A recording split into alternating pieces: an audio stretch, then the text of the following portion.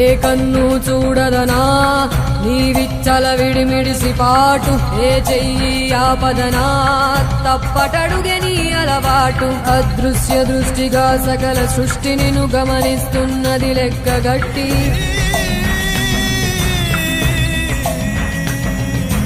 ఎంత బతుకు నీదెంత బతుకువో గుప్పెడు మెతుకుల కడుపు కొరకు ఎన్నాటలు వేటలు అవసరమా మనుజా మనుజా.